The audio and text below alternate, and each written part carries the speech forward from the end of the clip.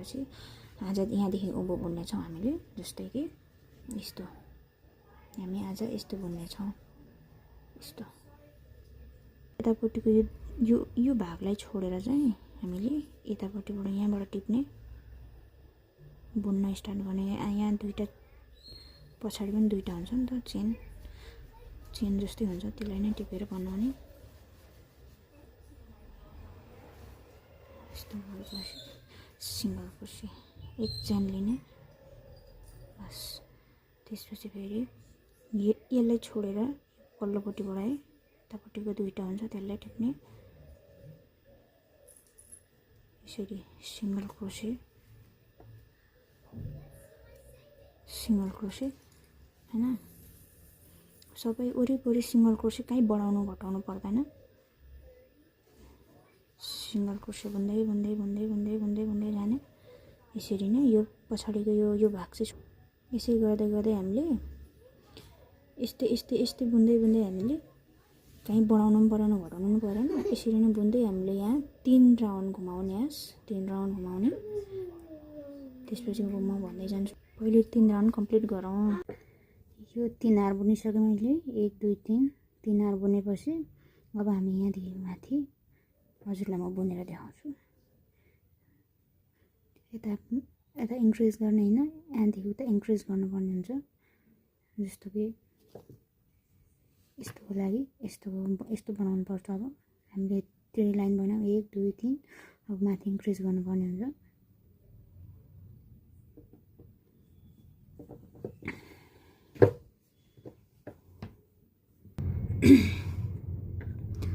Single crochet नै गर्ने हामीले।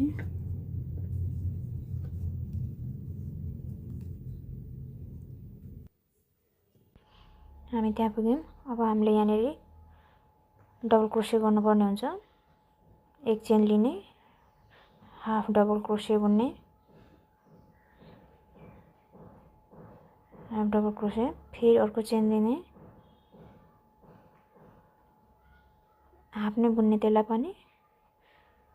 त्यसपछि त्यो 3टा चेनलाई एकैचोटि बुन्ने है। यसै गर्दै बुन्दै जाने।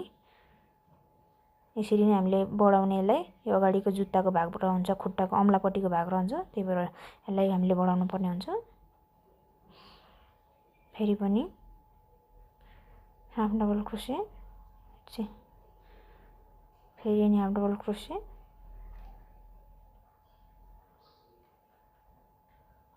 त्यसपछि त्यो 3टालाई एकैचोटि लिने, एकैचोटि बुन्ने। यसरी नै हामी 10-11 चेन बुन्नेछौँ।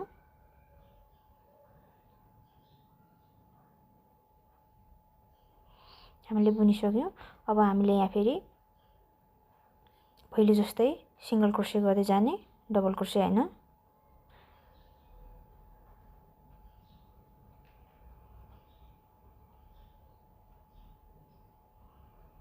त्यसलाई फेरि एक राउन्ड पुर्याउने छौँ।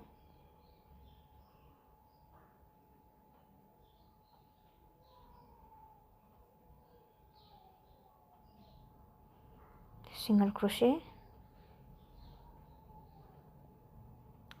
सिंगल क्रोसे गर्दै हामी एक राउन्ड पुर्याउने छौँ। पुग्यौँ पनि। अघि हामीले इन्क्रिज गरेको ठाउँ फेरि हामी सिंगल क्रोसे गर्दै जान्छौँ। एक राउन्ड भयो हाम्रो।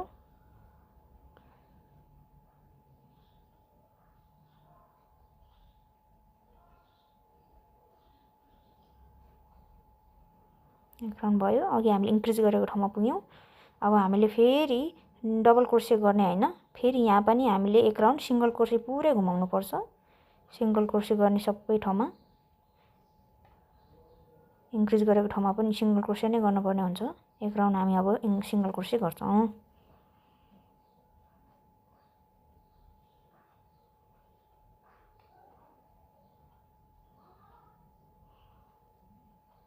वहाँसम्म सिंगल क्रोसे गर्दै जाने। ल हाम्रो डबल दुई राउन्ड भयो। 2 राउन्ड भन्दा पनि एक राउन्ड इन्क्रिज गरेको, एक राउन्ड सिंगल क्रोसे पुरै भएको। अब फेरि अर्को राउन्ड मैले त्यहाँसम्म बुनेर आएँ यहाँसम्म। अब फेरि हामी यहाँ इन्क्रिज गर्छौँ है, डबल क्रोसे।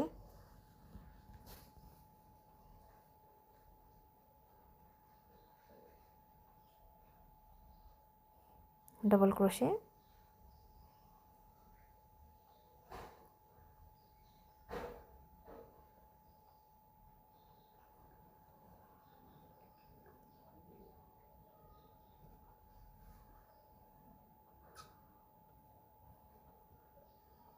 हामी 3टा चेनलाई यसरी लिन्छौँ, यसरी नै पुरै राउन्ड हुन्छौँ। त्यहाँसम्म बुन्छौँ। फेरि बुनिसकेँ मैले। फेरि सिंगल क्रोसे, सिंगलको 1 राउन्ड भइसक्यो। अहिलेसम्म हामीले इन्क्रिज गरेको 2 लाइन भयो है, 2 राउन्ड भयो। अब फेरि 2 राउन्ड घुमाउनुपर्छ है हामीले, फेरि 2 राउन्ड घुमाउनुपर्छ। त्यसरी नै मैले त्यसरी नै 2 राउन्ड घुमाइसकेँ र यस्तो भयो मेरो जुत्ता। यहाँदेखिको भाग अर्को भिडियोमा बनाउँछु, धेरै लामो भिडियो भयो। अर्को भाग चाहिँ यस्तो बनाउनुपर्छ है, यो भाग बनाउने अनि पछाडिको भाग बनाउने। यो चाहिँ हाम्रो बेबी गर्ल